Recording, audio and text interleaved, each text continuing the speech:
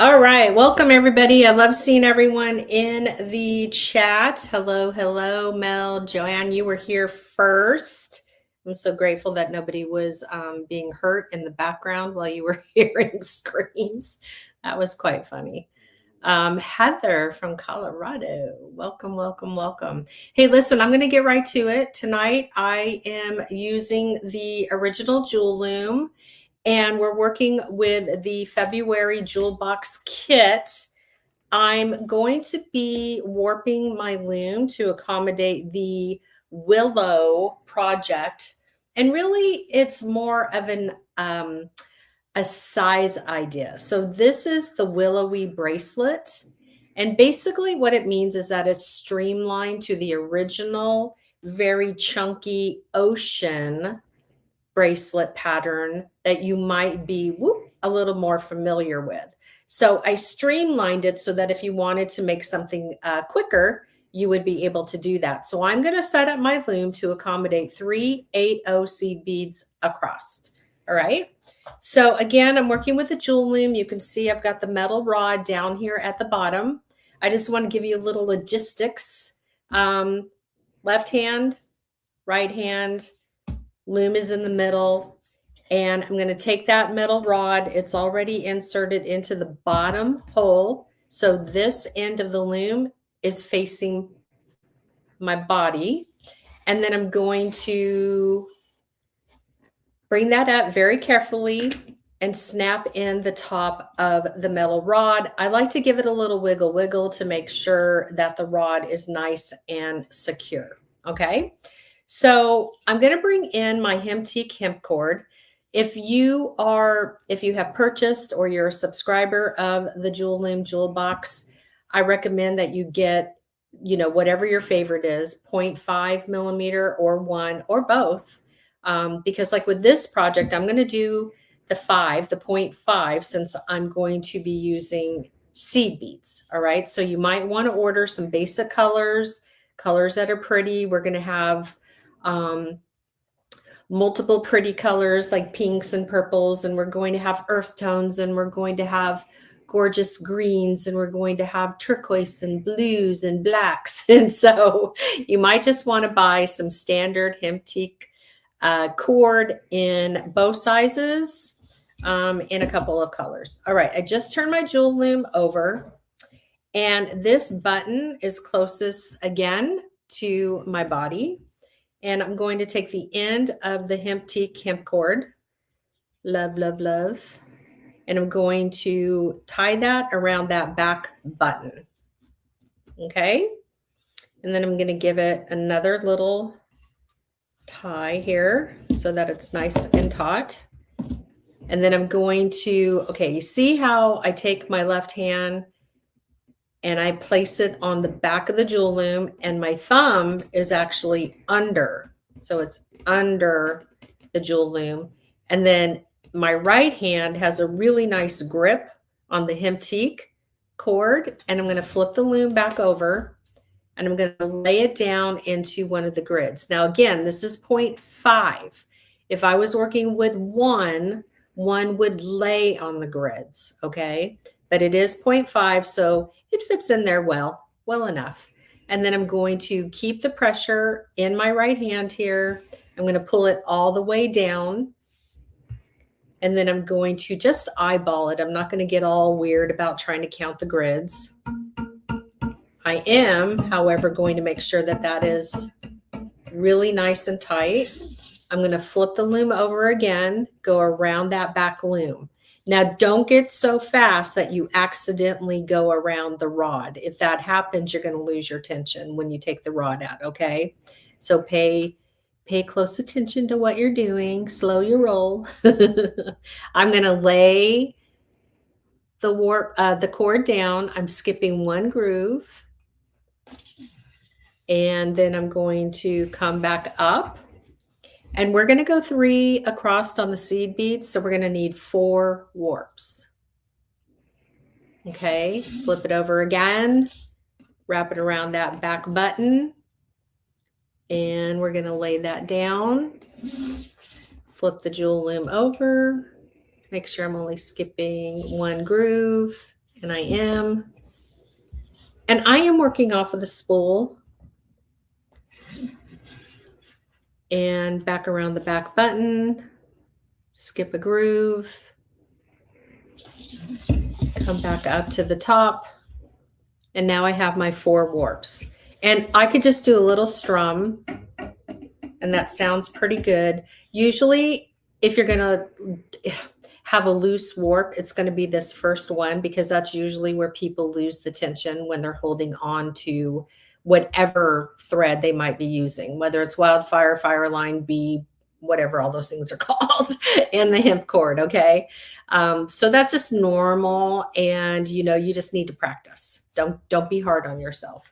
So I'm going to flip it over again, and I'm going to wrap around that back button a couple of times, and then I'm going to bring my scissors in,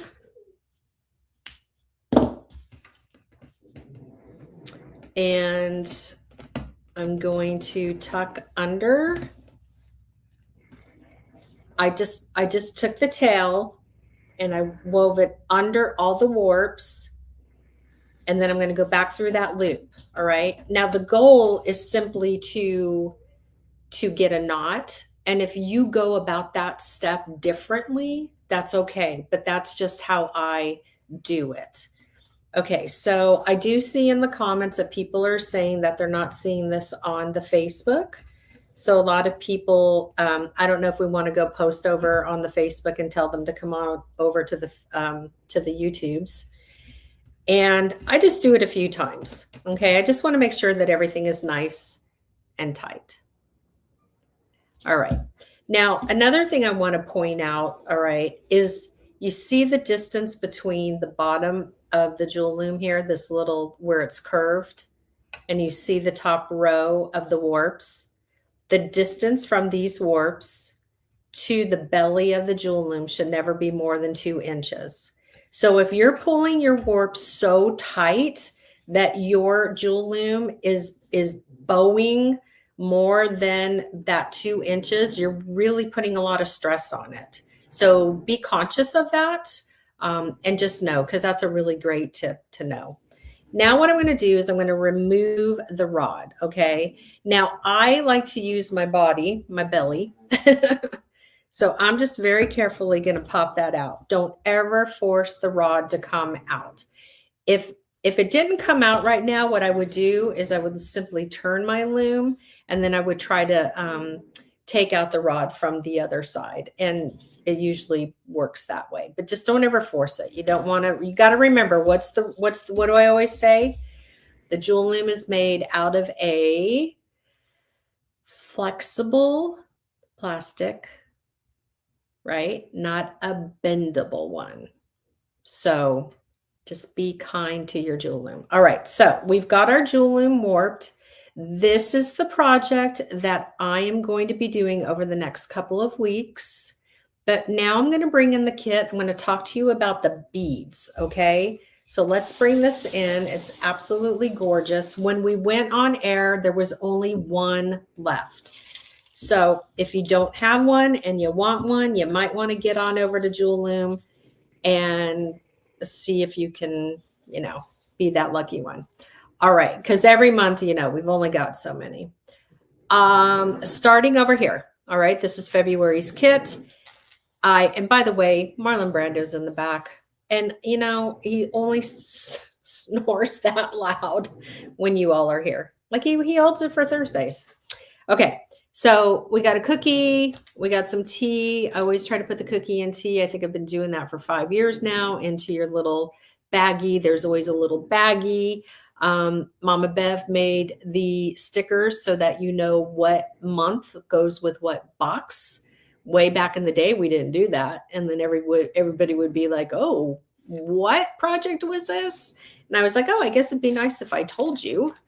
So you'll have that. This month I gave you a bonus strand of lasered 2-hole beads, because why not? They're not exactly relevant to what we're doing, but sometimes I just like to give you gifts. So you're welcome. Okay, we've also got these elephants that are just totally to die for. They're earrings, by the way. So you would just put your fish hooks up here, get some head pins, make your loop, and put some beads on there and call it a day. You've got a button. This actually, I do believe these have holes. It's going to be kind of funny if they don't. I know there's a hole in there somewhere. Anyway, you've got some gemstone.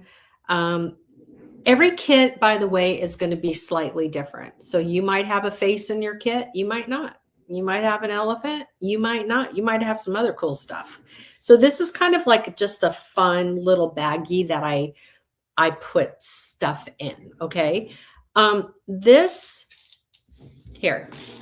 collection.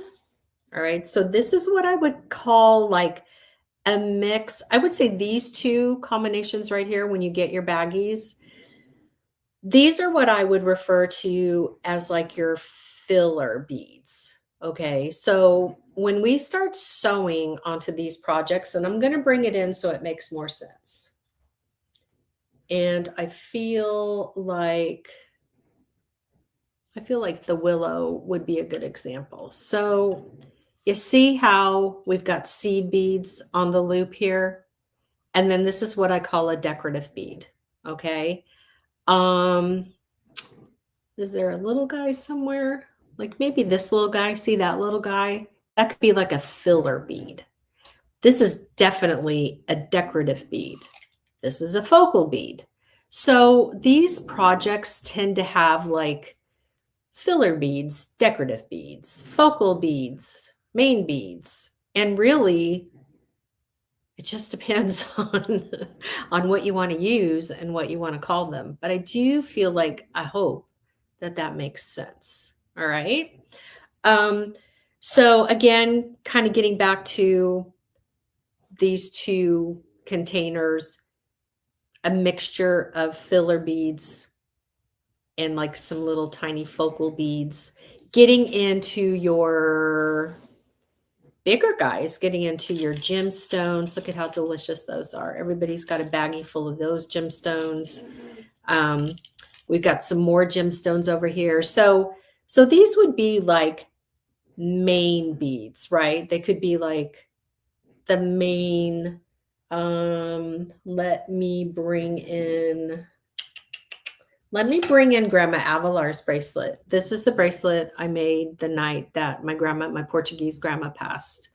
And I worked on this until 3 o'clock in the morning.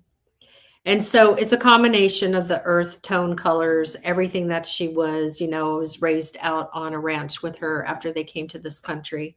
And so you see like this guy, that bead. So your bigger beads are just going to be, again, like a statement bead. The bigger they get, I kind of like to refer to them as focals. So maybe like these guys, these could be like a focal bead because that's a lot, it's big, right? So you have, like, if you look at those two and then you look at the willow bracelet, and this is also where you could bring in like one of your fun beads that I've put in your kit. And again, everybody's kit's pretty much going to be a little bit different. Not all kits were identical. They were mostly similar, but definitely not identical. So that's going to make it fun too. All right. So I hope that helps you to understand, the idea of the beads. And then, oh yeah. And then I included your 11-Os. So you're going to get 11-Os and going to have 8-O seed beads in the kit. And they're going to match. They were all different. Again, there's going to be like different color combinations. Some of them were the same, but that's what makes this season of Jewel Box very different. And let's see, is that, oh, I forgot these precious gemstones. Yeah. So this kit in particular has a lot of gemstones in it. And even if you look over here, you can see, oh my gosh, come on now. Tell me that's not delish. So this is a big guy. He could probably go with my focals over there, but he ended up in this bag. So you can always look at all the beads and you can kind of lay them out and separate them however you want, but you kind of will hopefully now have like a better idea of like, why did Jewel put so many beads in so many different baggies? I mean, not for nothing, I guess I could have put them all in one, right? But at least for this time, I want you to understand the method to the madness. Okay. So I'm going to go ahead. I'm going to move this over. I'm not really seeing any questions about that. So we're going to scooch that over. And now I'm going to bring in all the finished designs that we've done. And there are instructions in the school. There are instructions here on the in the YouTube. And so let's just do like a little history here of how this happened. We're going to scooch over again. This is the bracelet that I started off with many, many moons ago in the 1900s when I was on Lean's Creative Living and I got addicted to bead weaving. This was the bracelet that I made the night Grandma passed. So lots of memory all about her, my Portuguese heritage, you know, the fact that she came to this country from the Azores, just, you know, it's all about Grandma Avalar. If you have the Jewel Loom inspiration book, you have instructions on how to do the Ocean's Desire bracelet, and the same concept, different color palette, bigger clasp. I will tell you a quick little story. I had to run to a local bead shop when I was shooting the book and making these projects. And I can't even begin to tell you how much money I spent on this stinking clasp. Holy guacamole, was it expensive. But I needed it, and it turned out to be pretty stinking cool. So I think it's a little tarnished, probably from being at the beach. So you have some examples of like where the concept of, you know, laying out the bracelet, going 6 across, okay, going 6 seed beads across, and then sewing, lots and lots of sewing, big, beautiful, bold bracelets. And then we started to think about, well, maybe somebody doesn't really want to bead the whole thing. And so we'll just do the center. And so on this one, you can see that the bracelet is just sewn in the middle. We sewed on some feather charms. This is a variegated hemp cord by Hemptique, and I love the, I mean, look at how fabulous. The hemp cord just like, it turns into an even bigger rock star than it already is. So you have that idea. Here's another example of that, where we did a thinner bracelet, a thinner bed, a thinner foundation, and we sewed in big loops, and we took one of the big gemstones. That's why I threw one of the big rocks into your kit. And here's another example of that. I actually taught this one at the Mall of America one year. So you could see where we were starting to streamline, and then, you know, it got to what I warped the loom for today, which is the willow. So this is 3 across, and these are 8-ohs. If you are going to sew, if you're going to do the sewing technique, you need to use the 8-ohs, because the 11-ohs are just going to be too small for that needle and thread to keep going through it. Okay, so I really need you to write that down, remember it. Okay, I love this bracelet, one of my faves. All right, so that's the willow.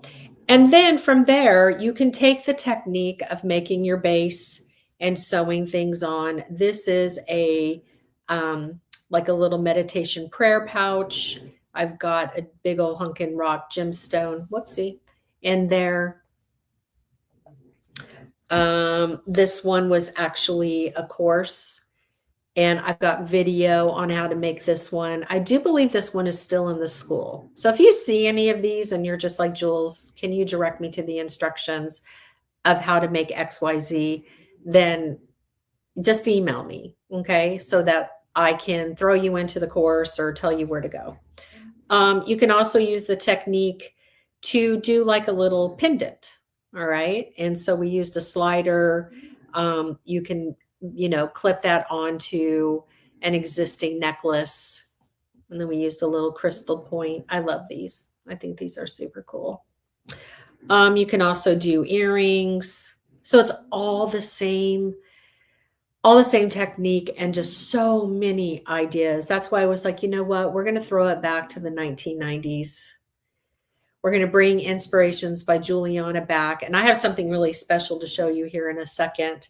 So earrings, and my favorite, go big or go home rings. You certainly don't have to be as crazy as me with your rings. Here's one with the gemstone chips. Whoops. Okay. Same technique, different look.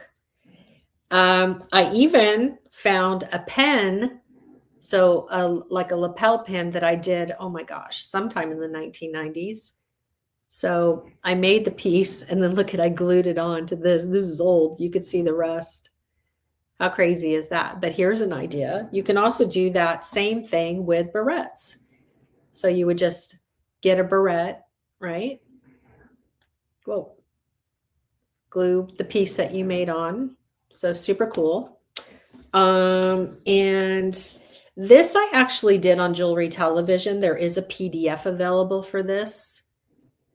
And so you've got like the little, I made like the little, like the barrel, to slide your silver silk or something through. So there are instructions on this, and it does have a matching ring. And that's just the old school ring technique. So you've got all these ideas, and this is what we're going to be doing. And it's going every month. It's really going to be up to you what you want to do with your kit. Do you want to make a full-size bracelet? Do you want to narrow it down? Do you want to go thin and do the willowy technique where you can get this one done very quickly? Do you want to make a meditation pouch? Do you want to make rings, earrings, pendants? Make your base, sew on your beads. It's going to be all the same technique, just different outcomes. And so I do want to share with you really quick. I'm going to move this over. Let's just do a pan. Delicious, delicious, yummy, yummy. Okay, so let me just bring in this other, oh my gosh. Every time I look at this, I want to just, I don't know, cry. Tears of happiness, you guys, tears. This is where it all started. Look at all this. So these were all of my bracelets that I did back in the 1990s. This is where it all started out. We were using fishing line. We were using fishing line and Nymo thread. That's how fancy we were. And we were gluing. Look at all that glue. This is like 30, it's got to be at least 30 years old. And then we did nothing but sew on the clasps. Like there was no hemp cord. We were not adding, wood buttons of any kind. We were sewing on all of our clasps. And all of these had names. I used to sell these kits. Look at this one. I can't remember that really stinking cool company that did these charms back in the day, but look at them. Isn't that awesome? So there are just so many things. This was Celestial Dreams. This was a very popular kit. But oh my God, it's so thick because we would glue them. Because again, we were using fishing line and really thin Nymo thread. So it's funny how we've advanced. I can't remember if this was a kit. This might have just been a project. I think this was called Earth. Look how pretty that topaz bead. Oh, and I love, love, love this one. This is where I took like an old necklace apart and I used all of these. And again, these are all like 30 years old. This is where it first started. And then look at this guy. This guy's like falling apart. But look at how pretty. Just so many different ideas. And again, one of the gorgeous greens. And there were no bead shows. I literally was getting catalogs mailed, okay, not on the interwebs, from, a company in New York. I had a company here in California, and I would sit there with a catalog and I would just wing it and make all these kits. But this is where it all started, and this is where we're going. We're going to have so much fun with these kits over the next several months. My plan is to keep doing these. And yeah, so let me come on up. We'll switch cameroos here.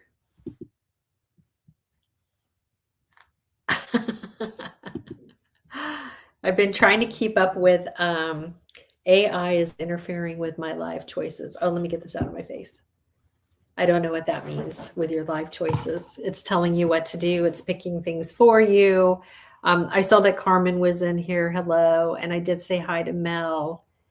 So good to see everybody. Sherry, hi. Oh, good. You got your box. I never know how long they're exactly, going to take. But yeah, so this month's box has a letter in it from me to you with a bunch of links on, if you bought a kit, what you need to do, where you can find information. And as always, just email me, reach out to me. For subscribers, you got a phone number. It's personal. Okay. Remember that I'm in California. Don't wake me up in the middle of the night. But if you need me, really have me. And again, that's a personal number. So you have that you should have that in your box. If for some crazy reason you don't, just email me and I'll give it to you. I want to be able to help you because this is kind of I don't really want to say it's freestyle, but in a way it's kind of a freestyle season.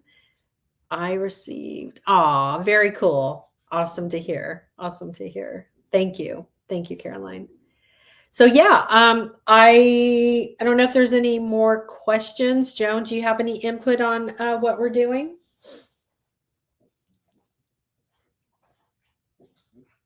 We can't hear you. Here, maybe if I just add you. Yeah, wait just a minute. There we go. Yeah. There we go. Sorry. I hit the wrong button. Don't forget to tell them about your Whatnot show and what's going to be on it. Yes. Okay. So there's a Whatnot show. There's going to be a Whatnot show every Thursday. Tonight it's at 5:15. And I have gorgeous 3mm, 4mm, 6mm, and 8mm fire polish. And it's beautiful. It's the crackle finish that's very hard to find. I know Whatnot is kind of a mystery to a lot of you, but those of you that have figured it out have come on over and had a blast. You absolutely do not have to buy anything, okay? But I do have unbelievable deals for you over there. A lot of it is vintage check. That's the shape of the bead may not be being made anymore. The color may not be, the polish may not be. So a lot of it is vintage glass that's like 20 plus years old.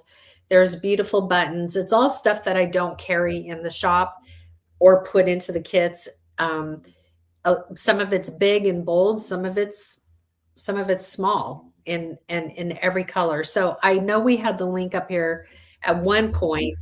They don't have to scroll up very far to see it. Okay. You don't have to, I think I see it. Let me see. Is this it? Yeah, because I have the link to the show because I looked it up, and then the $15 if they're new to it. Oh, those are not the choices I want. Yeah, so you download the app, you open up an account, and there are several people on here who have figured it out and who come over. And it's just, if it works for you, awesome. It's not ever a forced mandatory, like you have to come. Okay, Mustang 73 is saying it's a fun time and great beads. Yeah, we went a couple Saturday, not last Saturday, the Saturday before. We were on, John and I were on for, was it 4 hours or 5 hours? Like I literally could not speak. Oh, wow. But we were having so much fun and people were getting what they wanted. And the pricing is phenomenally, it's just great. So if you want to come over, awesome sauce. So And I mean, if they don't have to stay the whole time either, you can just drop no, out and come back again later or whatever. people, okay, I'm just going to tell on myself. So I watch a lot of the vintage jewelry shows because I am actually working on producing a vintage jewelry show. So I'm trying to learn from the best over there, like what are they doing? And just to learn, right? Like we all learn from each other. So one night I just fell in love with this one presenter, and she was speaking so softly. I fell asleep.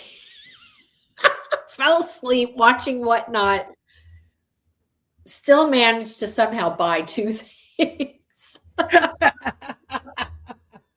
In your sleep. It's like, I don't know. There's something mesmerizing about the whole channel. Like, I don't know. I chill out. I just like talk to me, wake up in time so I could buy something. It's just that hi CC. Oh my gosh, so great. And then it's really kind of fun because everybody has like a code name. Not it. I would say the majority of people do not come on as Joe Smith, right? They come on with some handle. And so everybody has we're all calling people by their handle and it's hysterical. Anyway, it's just a fun time. It's just a fun time. So, and I like to put the F in fun. I'm glad that's what it said. I like to put that. Again, there was only one February kit when I went. I'll see if it's still there. Yeah, see if it says sold out or not. And so hopefully there will be more March kits. I think there's going to be more. It's still available. Okay. So as of 4:30, it was still available. All right. So if you're going to do the willowy project with your kit, you want to do 4 warps. I used 0.5 millimeter hemp cord. And then next week, we're going to do our base. We'll start sewing in our ADOs. And then from there, we'll start doing the sewing technique. And we'll be working towards making a streamlined bracelet. Ooh. I know this is the one I did a couple years ago, I think. I know you've been showing it all night, but it's also really cool further back. You imagine seeing, like if I'm shopping and you see it like across the room or something. Yeah. Yeah. You're like, hide it in your pocket so no one tries to take it. So yeah. So get your loom ready, your Jewel Loom. If you could also do this on the small Wisdom Warrior. That's going to be the same footprint. So you could do that, but I'll be working on the original Jewel Loom. And if you have a real tiny wrist, you could do it on the baby loom. That would be tiny. That would be very tiny, but yes. Yeah. I don't know if we still do, but we used to have a couple people with really tiny wrists on here. We did. Oh, who was that? I know Nicole had a little hand. And there was somebody else, and somebody else had a little tiny hand. Yeah, I know there was at least 2. There were 2 people who had really tiny wrists, and I can't think of the second person now. Anyway, okay, guys, I'm going to go ahead and let you go. Get busy. Get your warps on. Again, please email me if you need access to one of the projects that you saw. Oh, Melanie says Maria had a small wrist. Maria, okay. Okay. And yeah, you know what? I do remember her saying that now. I do remember her saying that. Melanie, you've been killing it. Your projects are just like, I mean, phenomenal. Your warps are spectacular, and your color combinations and everything that I see on TikTok and everywhere I happen to be scrolling. So my heart is full, and you're just doing a great job. So, okay, everyone, we're going to check out. And see you, Stephanie. Let me know if you have any questions or if you need access to anything. You're doing perfect, Mel. All right. We'll see y'all next Thursday. Bye. Oh. Yeah.